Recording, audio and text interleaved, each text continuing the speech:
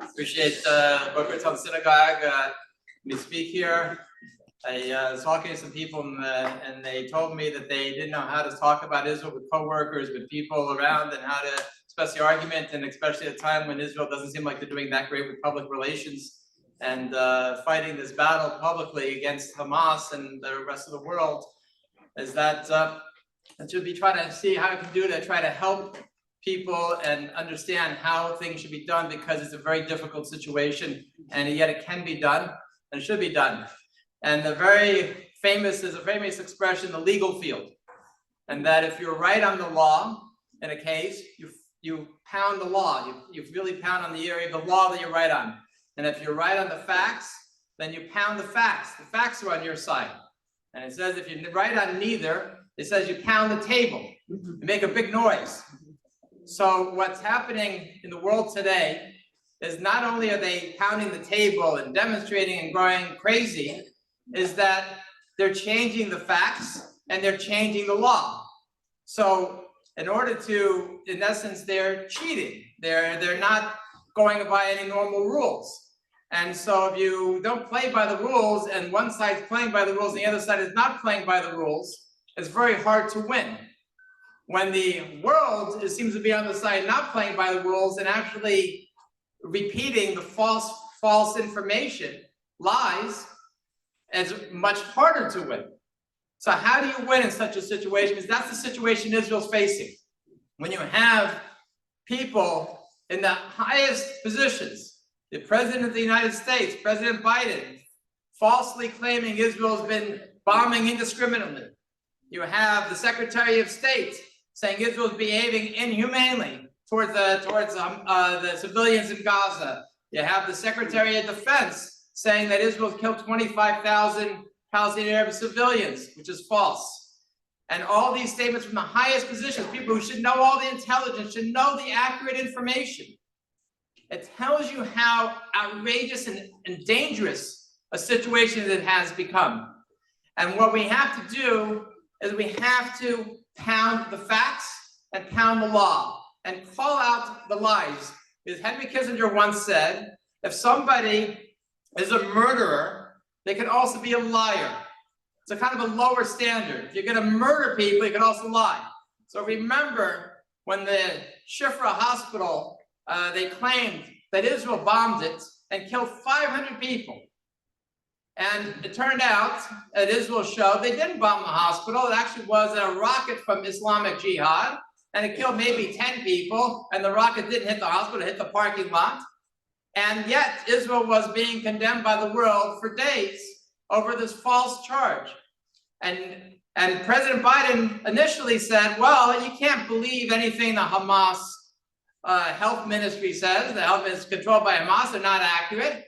And then what happened was, within 2 days, he had a meeting with American Muslim leaders who complained, how can you not accept what the Hamas health ministry says? And then when he gets up there at the State of the Union, he starts quoting casualty figures according to the Hamas health ministry. So how do we know that their casualty figures and their numbers are wrong?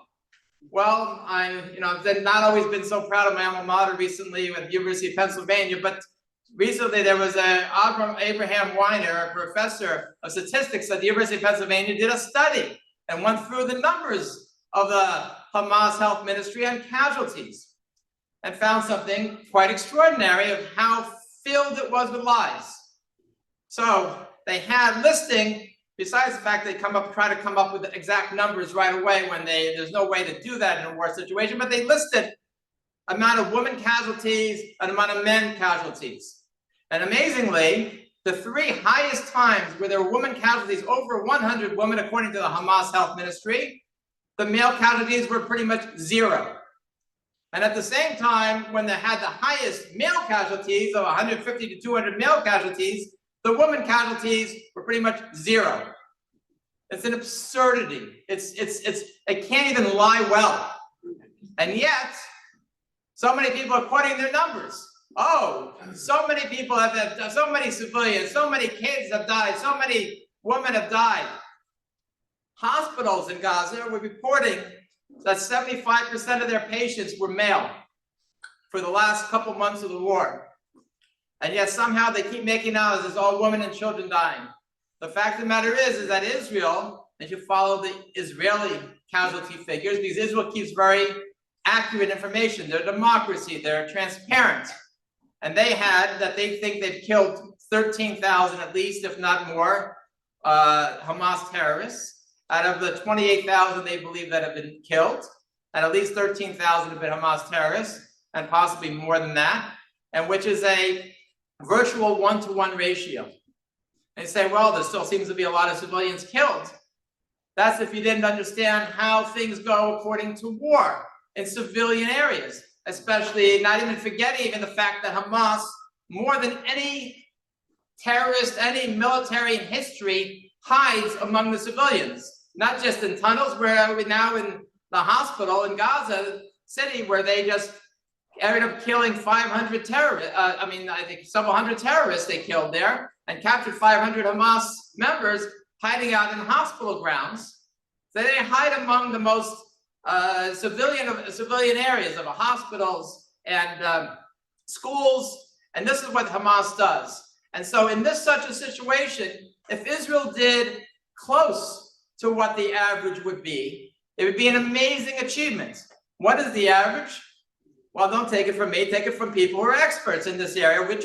Colonel Richard Kemp, the head of the British forces in Afghanistan, said the average world casualty of civilian to military casualties in a war is 9 civilians to every 1 military.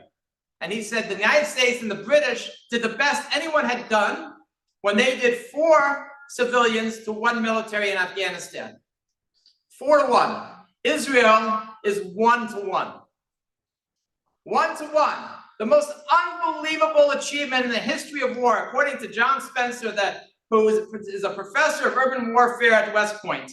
He studied all these wars and no one has come close to what Israel has done. Could you tell that from the world reaction? You think that Israel's been the worst in history. They've been by far the best. And what does the definition, the International Holocaust Remembrance Alliance definition say? That if you use a double standard and treat Israel differently, the Jewish people differently than everybody else, that's anti-Semitism.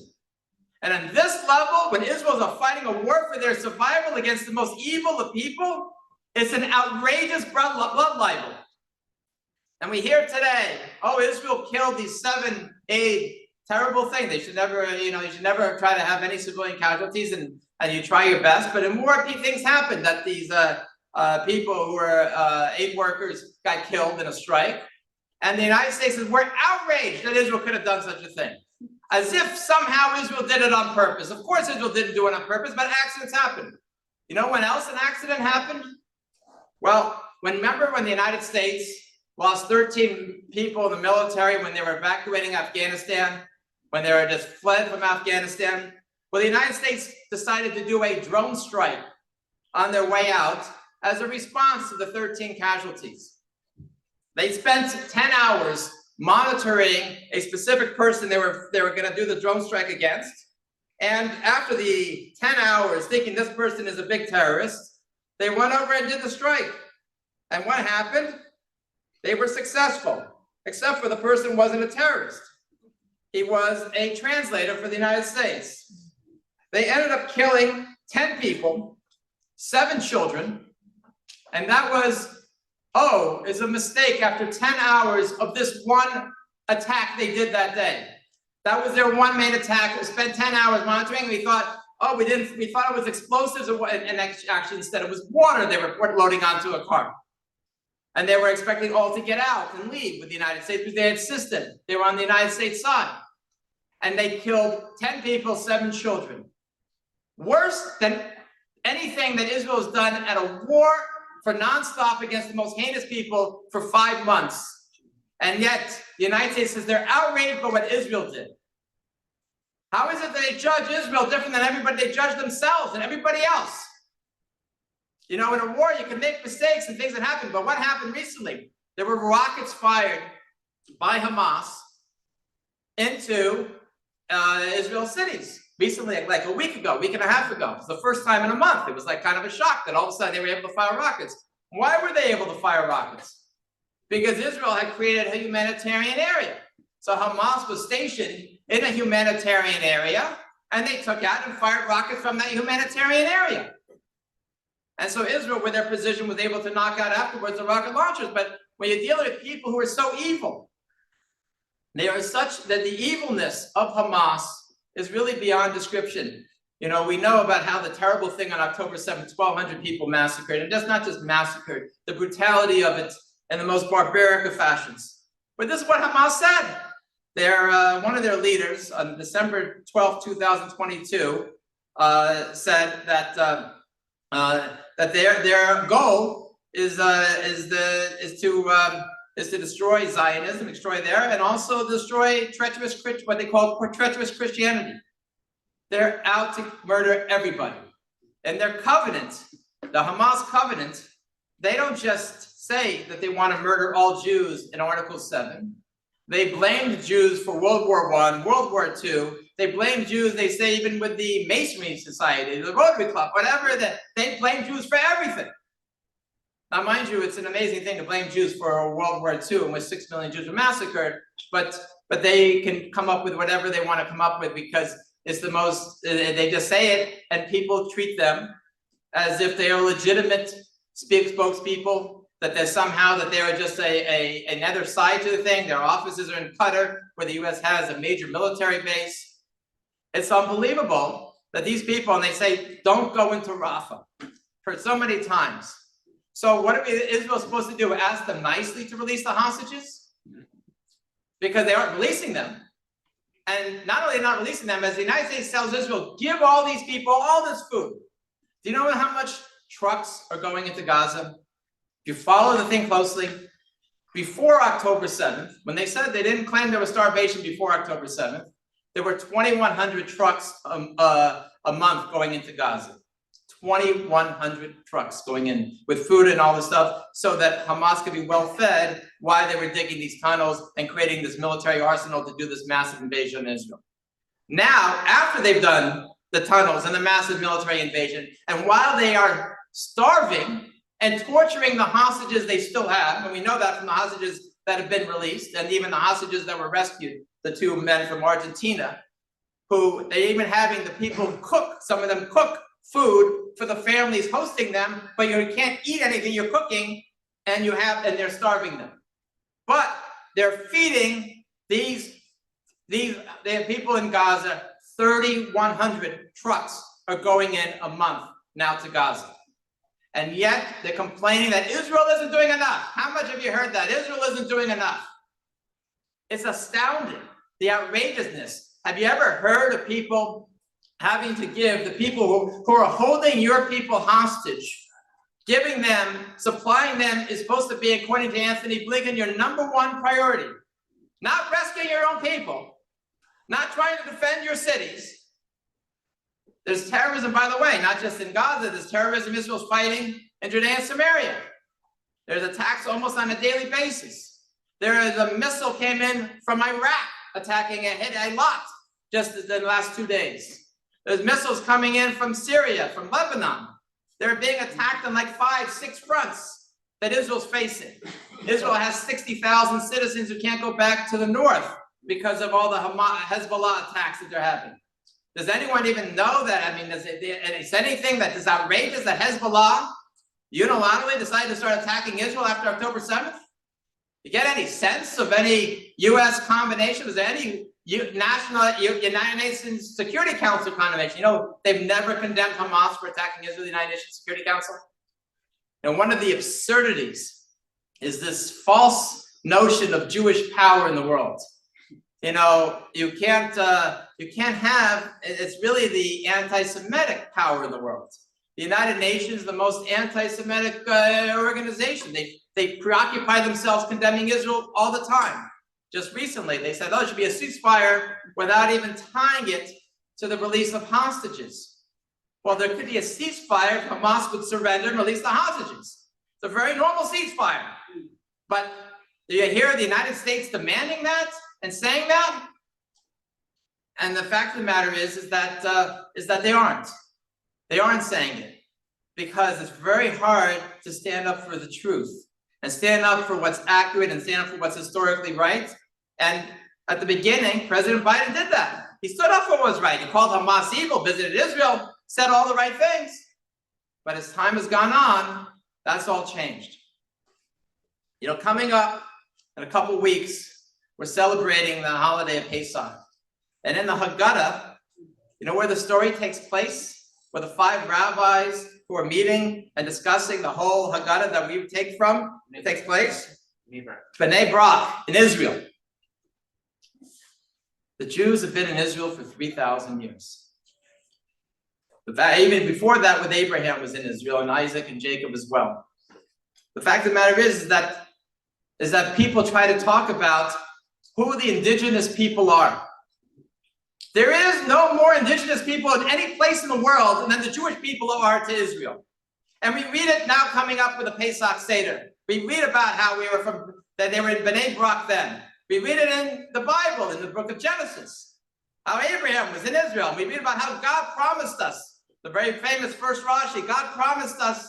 They said, why does the Torah begin, not with the first mitzvah, begin with the creation of the world? Because God created the world, he can give it to any people he wants, and he gave it to the Jewish people. That's what the first Rashi says. It's very famous, and it's very important. Because God can decide the people he gives it to, and he gave it to the Jewish people. He didn't just give it to them. Is that my co-author of my book, Lenny Grunstein's here, and he showed me all the stuff, put in a great book here that we have that talks about this because it's just and right, is that the Piskuni in the 13th century said that Noah controlled the world, was the owner of the world at the end of the flood. He could give any land to anybody he wanted to. And he decided to give it to the land of Israel to Shem, his son Shem. And Shem gave it to his descendant Abraham. So we are the descendants, we inherited the land of Israel from the original owner of the land of Israel.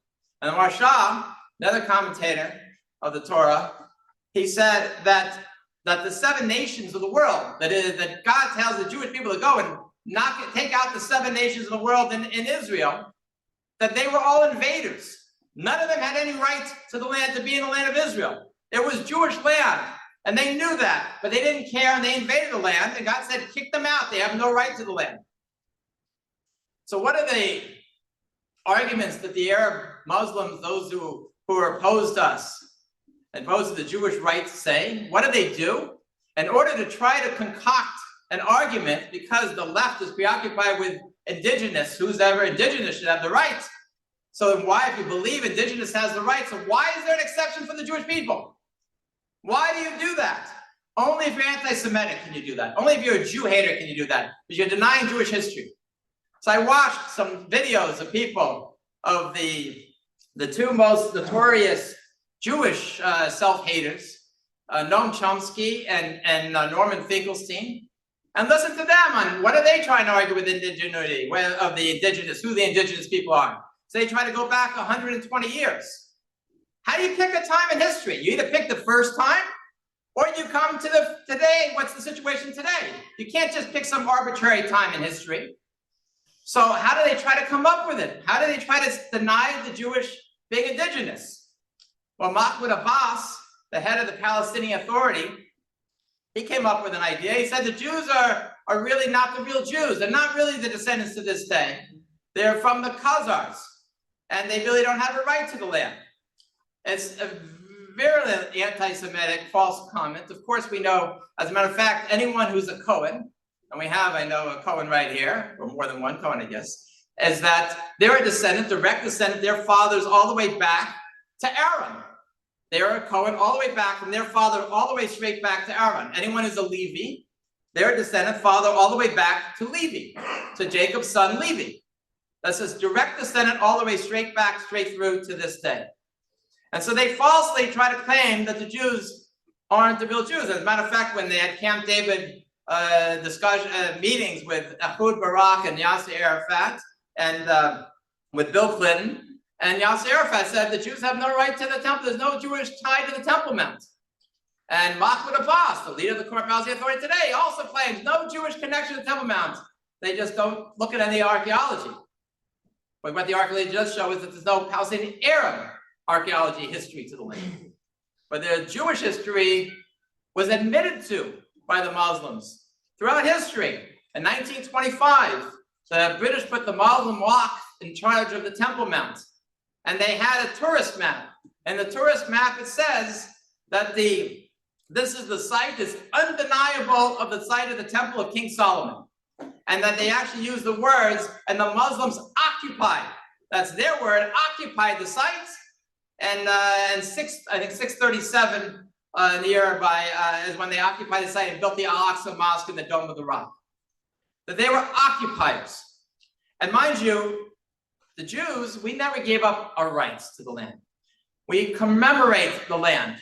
We have all these fasts, the fast of Gedalia, remember, with losing out and being away from the land. The 10th of Tavis, the 17th of Tammuz, Tish B'Av, 4 different fasts that we fast in remembrance of the land. We face towards Jerusalem when we daven. We say in our prayers that we should return to Jerusalem. And at the end of the Pesach Seder, we're going to say, next year in Jerusalem. Jerusalem in Israel, it's all over Tanakh, over 600 times listed in Tanakh. And it's not listed at all in the Quran. Not at all is Jerusalem listed. And so what does Mahmoud Abbas say? What does he try to argue? He says that the Palestinian Arabs are descendants of the Canaanites. And the Canaanites, he claims, the Torah says is the land.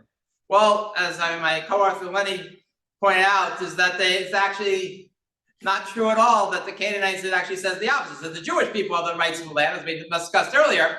But he also said, where are the Arab Muslims descended from? They're descendants from Ishmael. Well, who's Ishmael's father? Abraham. Well, Abraham's from Shem. And who's Ishmael's mother? Hagar. Hagar is from Ham's son, Mitzrayim, and is not from Canaan. So the lineage doesn't work. But it doesn't matter because they just say false things all the time. And they just continue to repeat these false things, these outrageous things. And yet this person, Mahmoud Abbas, who financed the Olympic Munich massacre, probably the most notorious terrorist attack in history until 9/11, and who's unrepentant and proud of that, and called Abu Daoud a hero, who was the main person on the ground who led the attack, and besides the fact, financed and called him a hero, even while he'd been president of the Palestinian Authority when he died, Abu Daoud died, is that this person, Blinken, thinks can be the head of a revitalized Palestinian Authority, and that we can have peace with such a person, such a virulent anti-Semite, a person who has a law called pay to slay, in which the more Jews and more Americans you murder, the more money you get. And this is the person who's the head of Palestinian Authority, and this is the person that the Biden-Blinken administration thinks you can have peace with, and that they should be able to have a two-state solution. Well, we already saw Gaza was a Palestinian Arab state for all intents and purposes. And we saw what happened. People said, well, it was kind of enclosed. There was different, it was not so easy for them. You know, there was Airbnb had places that Lenny showed me on there showing all these beautiful places in Gaza overlooking the ocean that they had before they attacked on October 7th. Monaco is a similar situation. They don't have a military. They're also on the water. Are people complaining who want to live in Monaco? I think a lot of people want to live in Monaco and live there. It's a beautiful place. They didn't use it as a staging ground to massacre people and to attack. And this is what Hamas did. And so this is what we're doing. We're dealing with a situation of a terrible, evil entity, and we're dealing with the fact that the world media seems to be siding with these people and these false information. When you read AP story, you read these stories in the press, and you watch on CNN, MSNBC, or other networks, and you hear how they talk about how they have to restrict weapons to Israel, and that Israel might be violating international law. There is no one who has complied better with international law with the use of weapons than Israel has by far. And this is not just me telling you. This is from Richard Kemp, the head of the British forces in Afghanistan, John Spencer, who studies at West Point. There is no one even close. And yet there's criticism and criticism and criticism. And the fact of the matter is no one's calling it out of the outrage that it is. And it's completely outrageous. There's a story, famous story in the Talmud. And the story was that Rabbi Akiva and Rabbi Elazar ben Azariah, Rabbi Joshua, and Rabbi Gamliel, they went up on the Temple Mount. They went up and overlooked the Temple Mount, the destruction of the Second Temple, and they saw a fox running around the Temple Mount, and the other rabbis were crying, and Rabbi Akiva was laughing. They looked at him astonished. We're crying, this destruction of the temple, why are you laughing? And so Rabbi Akiva explained, and he said there were two prophecies. There's a prophecy in the first temple time of Uriah and the second temple time of Zechariah. And then one was dependent on the other. Uriah's prophecy had to come through. And then prophecy before Zechariah's prophecy came through, Uriah's prophecy had to come through first. And the prophecy from Uriah was that Zion, which shall be plowed as a field, become empty. And that's from Uriah. Zechariah said that you'll see old men and women will yet sit in the streets of Jerusalem and return. So there was a rabbi, and I can't remember his name, who spoke here at Boca Raton Synagogue a few years ago. And he explained the story in a way that I'd never heard before. It was a very powerful explanation. And he said, what was so significant about him seeing a fox on the Temple Mount, Rabbi Akiva? So he explained that a fox is a wild animal. And wild animals, God made the world in such a way that wild animals only generally go and are around places that human beings are not around, and empty areas. And so this fox, it signified to Rabbi Akiva that even though the Temple Mount has been destroyed, that God was going to make it so that the land was going to stay empty. And it did stay empty. And it was kind of amazing that it would stay empty because so many people came there. So how could it stay empty? It came empty because God made it that most people were farmers, that the land would not, food would not grow. You couldn't grow food there. It would be, and so people couldn't farm there, people wouldn't stay there. And this happened for 2,000 years. Mark Twain famously visited Israel in 1867. And when he wrote about how empty, deserted everything is. There were very few people lived there in 1867.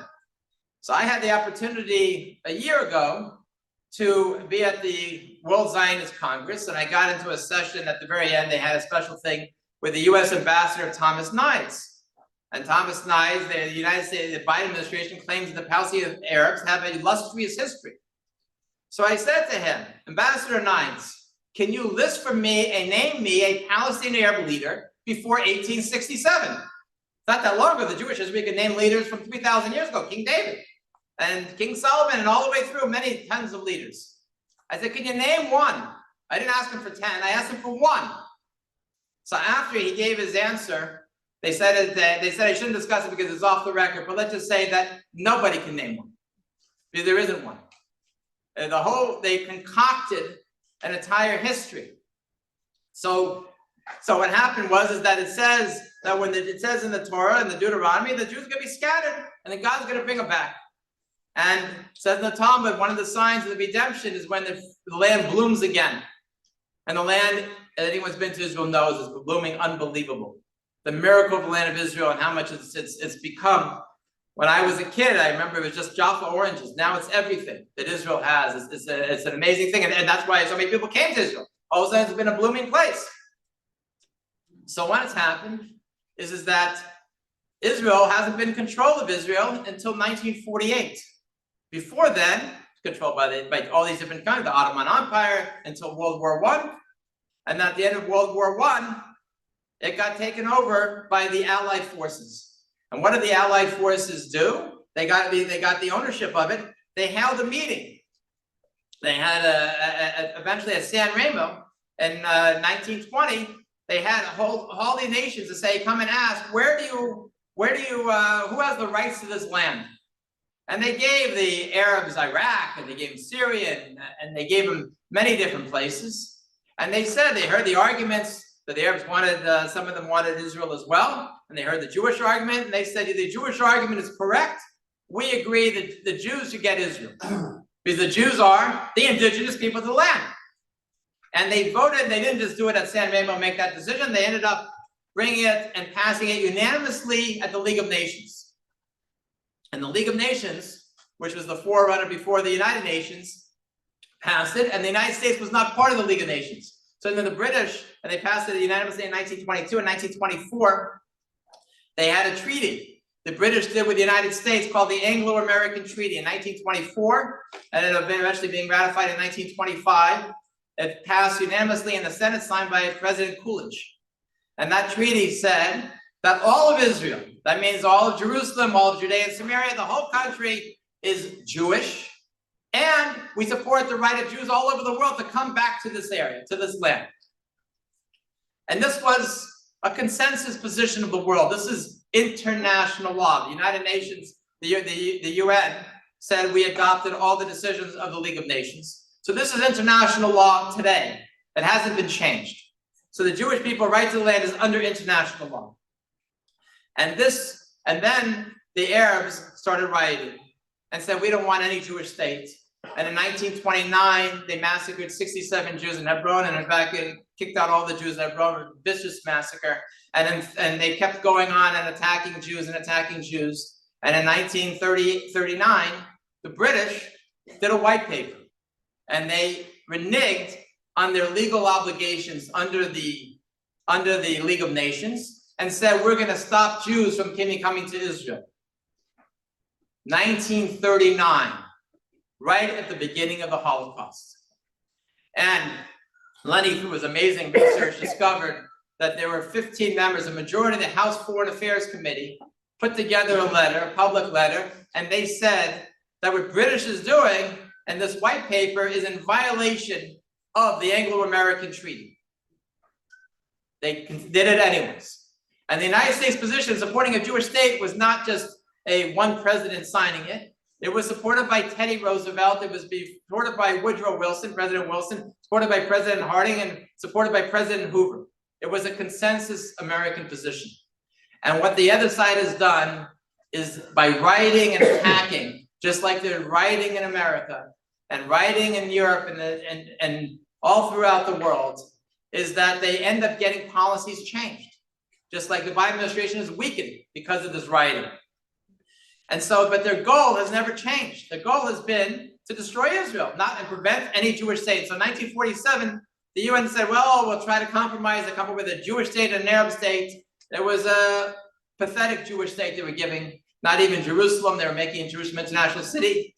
And the Jews said, oh, well, let's take something. And the Arabs said no, and all these armies invaded. They thought that Israel wouldn't survive 2 weeks. That was a leading British general.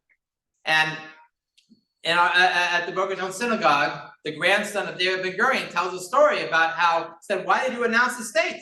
It was a 6-4 decision in the Israeli government to go and vote in favor of a state. And he said, my grandfather said, I met with the generals and I said, what are our chances? And he said 50-50. He said, that's good enough for me.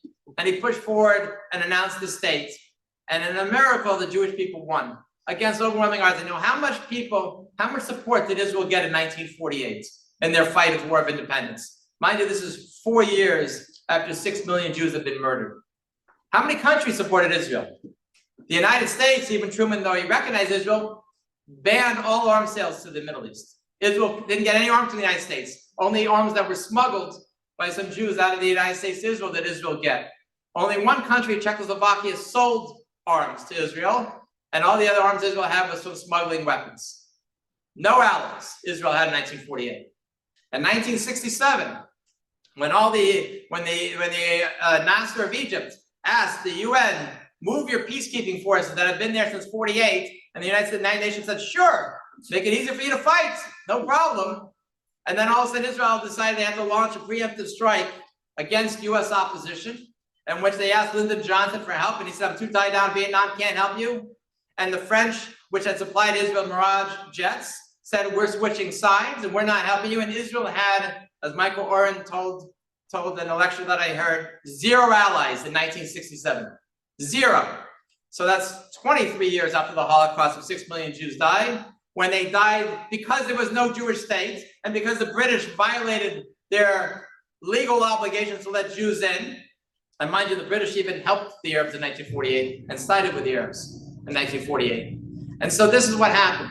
And yet Israel won miraculously in 6 days. It's an unbelievable, extraordinary triumph.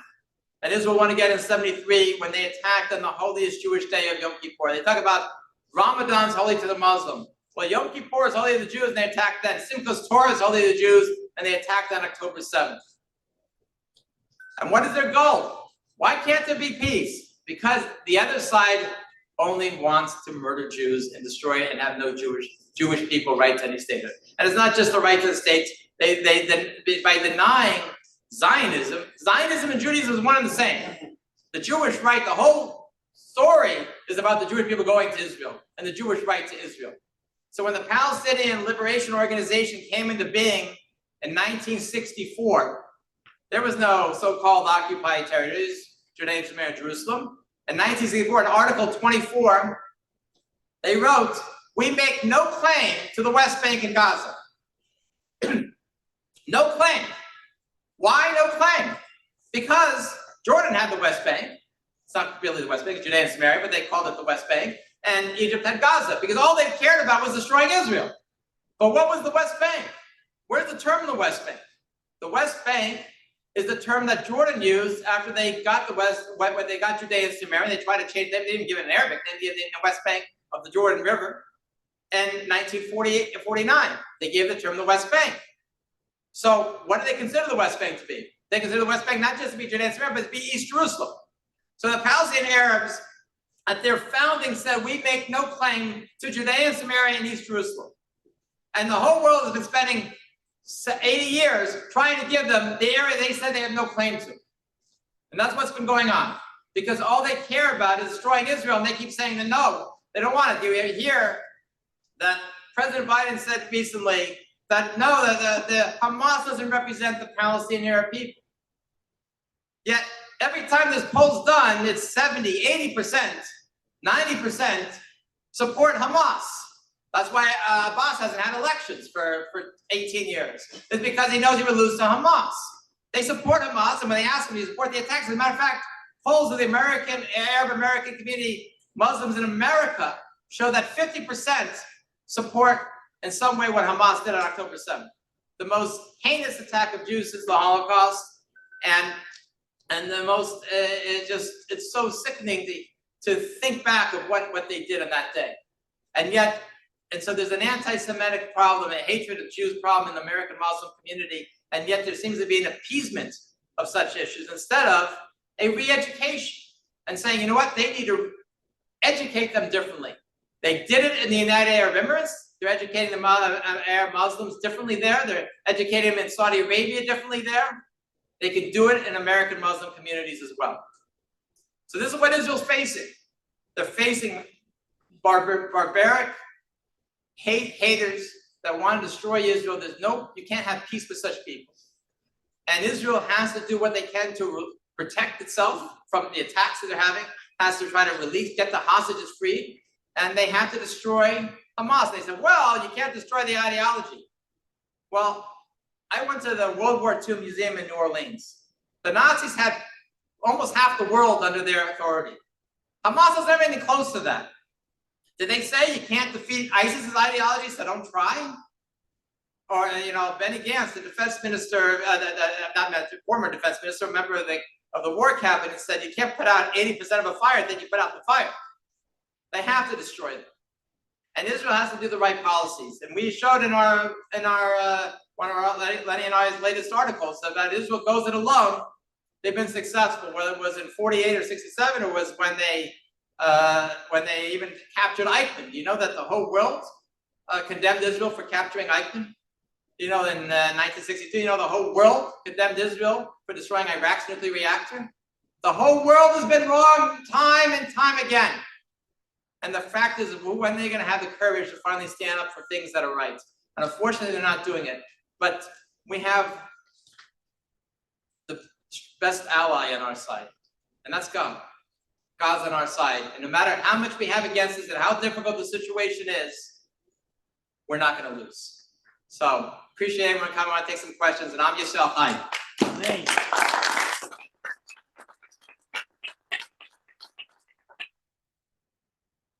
1967, Israel did a preemptive strike, and it was a fantastic success. 5 years after Israel told them that to go to Rafah, we're going to go there, they announced everything to the world. Why must we get the reason for that?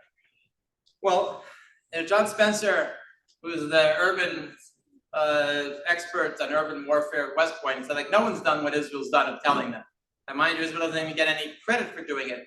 But there is really a very good military reason for doing it, which is that, and they did it in Gaza City too, is that it's easier to defeat the people when there's much less civilians around. It's easier to rescue people when there's much less people around.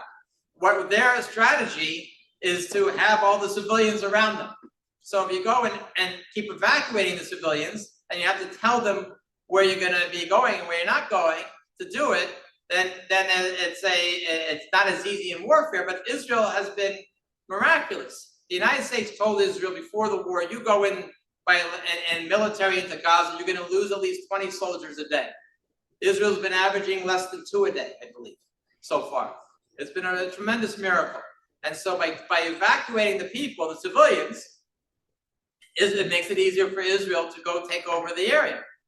So that's why they're doing it. And it's humanitarianly wise, it's nice, but it's also militarily wise, there's a good reason for it. Is Hamas hiding among the civilians to escape wherever? Well, I don't know. I asked someone whether they could be getting into Egypt, but Israel's just killed the number 3 person in Hamas. Has got a bunch of the Hamas leaders in the Shifa hospital, and so I don't think they're getting out so well. And I think that they're still able to they're still there. But the main thing is that I think that the hostages are there. So, and I haven't heard of a good strategy of how to rescue hostages. For Israel, I heard reports that Israel thinks maybe 1/3 of the hostages have been already killed in captivity. We know they're being tortured. And so there's an urgency to it that Israel needs to go in there and to think that Israel can get in there and rescue these people who are held in all different locations. And mind you, they're not even held, some of them are held by families. I mean, you can think about the heinousness of the families. Some of these people, the people who are working in these kibbutzes, or the ones who are telling Hamas where to go and murder people. It's unbelievable. Sorry, go ahead. Why hasn't Israel been told Israel hasn't been using their own ammunition in the past many years? Why is that a true statement? Why is it? So Israel's the munitions you're talking about, right? Yeah. So Israel, as I think General Avivi, who came and spoke here, spoke about it, that Israel has been preoccupied with the most advanced military planes and the latest technology, and that's where they put their focus on. And sometimes you focus on the more expensive items and you forget some of the most basic things you need. Apparently, the United States has done the same thing.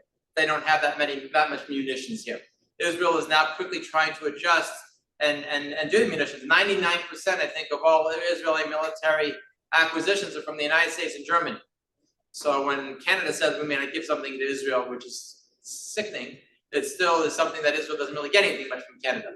But the munitions was a mistake, and Israel needs to be making their own munitions. They should be as self-sufficient as they can in all areas of their military. And so they saw the mistake because they haven't gotten. President Biden promised October 18th in a visit to Israel, we're going to supply you all this weaponry. Well, it hasn't come yet, and the House twice went to pass bills to. The second time the House went to pass a bill that was going to be just aid to Israel, military aid to Israel, and President Biden said, "I'm going to veto this standalone bill of aid to Israel," and because of that, it didn't happen. And the House Democratic leadership opposed it, and it's an outrageous situation. You make a promise, you deliver on the promise, and that was the time when the promise was made. And it hasn't come through yet, and it's unbelievable. There's been a war facing 5 fronts, and you can't tell that from the United States weakening their support for Israel. Any other questions? Yeah. Oh, the OU is having a petition to ask for 180,000 signatures. They aren't there yet, and they want it by the 180th day of captivity for the hostages, which is, I think, Sunday?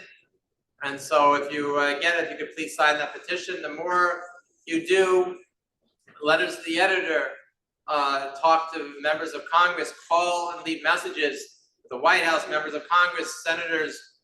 We have here especially, and Senator Scott and Rubio. Senator Scott just came back from Israel. I watched an interview with him on Sunday. He was spectacular in his comments. should let them know the other side is inundating these people. The other side is nonstop. You see videos of them harassing these people wherever they go and what they do. By the way, that harassment is working with some people.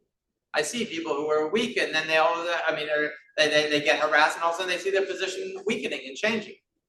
Yes, you seem like the youngest one here. How long can Israel stay in this war without aid from Ukraine? Oh, so good question. So Israel can stay in the war for as long as they need to. They have, I think, they need more munitions, but they have saved, I think, 2/3 of their munitions for Hezbollah in the north. So they've been holding back on a lot of different weapons they had, and so I think that they have enough. But the United States has supplied some weapons to Israel, and but Israel is also trying to make their own munitions now too. And but it's again, ever much if you're doing the right thing, Israel. You know, more part of the outrageousness is they claim that the Prime Minister of Israel, Netanyahu, is doing things for political gain when his positions are consistent with the public opinion polls of what he's doing, of saying we have to destroy Hamas and Rafah. But it's President Biden who seems to have changed his position, because within a week or two afterwards, Rashida Tlaib said, "Oh, I'm telling the Arab Muslims not to vote for you," and all of a sudden his position started to weaken. And Lenny and I did an article about the Jewish vote, and in 1980, when people viewed President Carter as weakening on Israel, not being a supporter of Israel, his support went from 76 of getting 71% of the Jewish vote to getting 45% of the Jewish vote. Just 4 years later, against President Reagan, who got 39% of the Jewish vote, and John Anderson got the rest.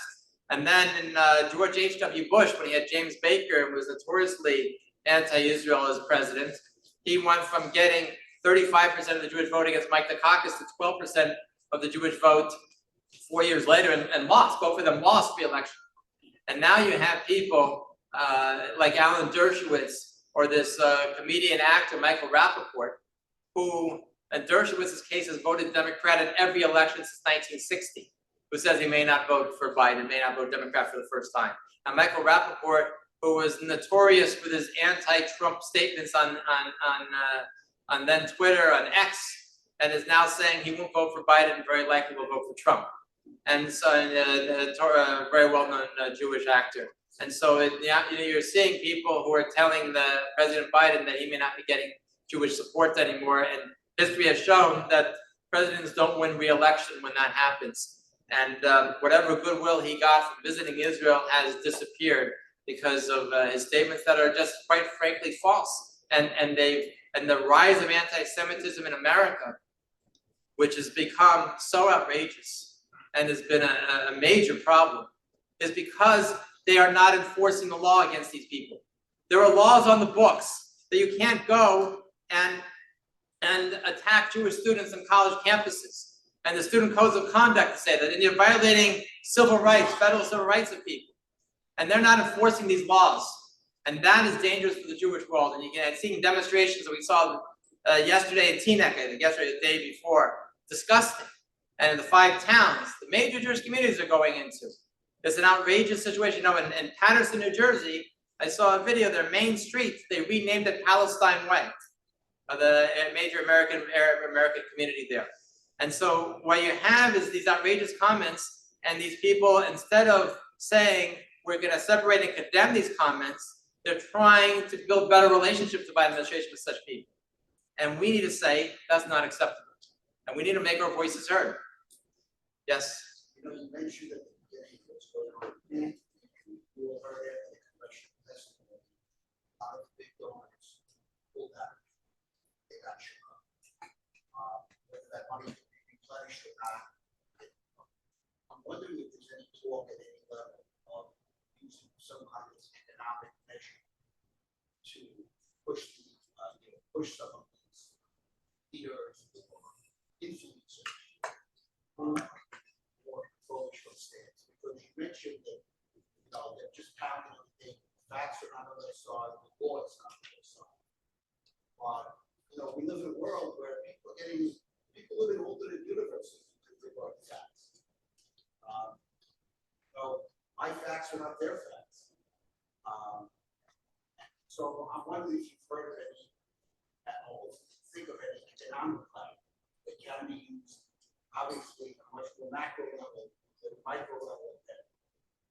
I think that, look, I think that the economic factors, especially at the University of Pennsylvania with Mark Rowan pulling out his donation, I think it really had an impact. And they do need the money, and they don't get it replenished from, let's say, Arab sources so quickly or so easily. The biggest problem is not just that they are harassing students, is that they've hired anti-Semitic professors. You know, you wouldn't hire a professor to teach the American history and deny that the American Revolutionary War happened. But they're having people teaching concerning the Middle East that deny that King David ruled in Jerusalem and that the Jewish people were at the Haggadah story of Bnei Brak, and that these are the Jewish people, indigenous people. If you deny that the Jewish people are the indigenous people in the land of Israel, then you're not teaching proper history, and you should not be allowed to teach at any university and dealing with the history in Israel. It's just outrageous that they will allow people who are teaching lies. It's like teaching Holocaust denial. You wouldn't allow a Holocaust denier to teach the history of the Holocaust, or someone, when you look at these demonstrators and they talk to them, I see people would like interview these demonstrators, they either supported what happened on October 7th, the massacre of Jews, or they deny that it happened. Either way, they're evil. And it's a sickening thing. And so people, you know, hopefully some of these people, I don't know these people directly, that have pulled out and say, you know what, we are, you know, if the Alan Dershowitz letter, people say, you know, to Biden, we're not going to give money for your campaign, and we're not going to support you, and we're you know, they could have an impact. You know, I think at one point in time, at least 25%, if not more, of the money the Democratic Party received was from the Jewish community, and it was all the pro-Israel community. The problem today is that the biggest money the Democratic Party gets today is from a Jewish person who's vehemently anti-Israel, George Soros, and his son Alex Soros, and they are the ones who actually, a lot of these demonstrators are getting paid by them and the Rockefeller Foundation and other foundations that are paying these people to demonstrate. That's how they can find these people to demonstrate. And when I saw, like in San Francisco, they did a demonstration where they put these cars on the Golden Gate Bridge and threw the keys into the ocean and said, and so what happened? They didn't even go to jail. No jail time. When there's no ramifications, these people can demonstrate day after day, break laws, stop streets and stop traffic and cause major problems, and they're not going to jail. Nothing's happened to them. They continue doing it over and over again. And the fear of the Jewish community and the harassment, when over 200 Orthodox Jews in Brooklyn were getting beat up and hit and attacked, and how many, they did a study, how many went to jail? 2. And that was because they had committed other crimes. They aren't going to jail. They aren't punishing these people. You know, as a foundation of democracy, foundation of the Jewish life in America, is when they went over and persecuted people who attacked Jews the same they attacked if they persecuted someone who wasn't Jewish. There seems to be a separate thing. They can attack Jews and not get punished for it unless it's the white supremacists doing the attacking. And so it's a terrible situation. And we have to just keep, people have, people with influence, you talk to them, people have, people with money that tell them to use it in a better fashion. And we can't say that Islamophobia, they don't talk about, George Floyd didn't talk about, but other people were getting attacked by police too. It was just, this was what happened to someone in the black community and what happened. This is what's happening in the Jewish community. And then when the Biden White House did a program, a whole thing, they were bragging about how they're doing this whole platform to combat anti-Semitism. And they had Islamophobia in the document, but not Zionism. And they quoted a definition of anti-Semitism that says you could be opposed to the existence of a Jewish state and not be anti-Semitic, and legitimize that position. And they still, this day, they haven't said that anti-Zionism and anti-Semitism, even though that's the International Holocaust Remembrance of Lies definition says it, and because that's Judaism. That's what it says from the Haggadah all the way down throughout Jewish history. They don't do it. And so what we have to do is we have to speak out, and whoever we know, and you never necessarily know who you know. You can talk to someone, turns out that person has great connections, and that person can do something you just don't know. I just, with my wife, we watched a movie, One Life, that was in the theaters. It's in the theaters right now. And it's an unbelievable movie about this one guy who on his own as a stockbroker, pretty much with his mother's help and a couple other people, went to Prague and saved 669 Jewish lives. It's an extraordinary movie, and he just did it on his own. He had no political connections, really. Yeah, no, they just tried to convince a few people and had different things. It didn't seem like he even had a lot of money. And a couple people tried to help him raise money.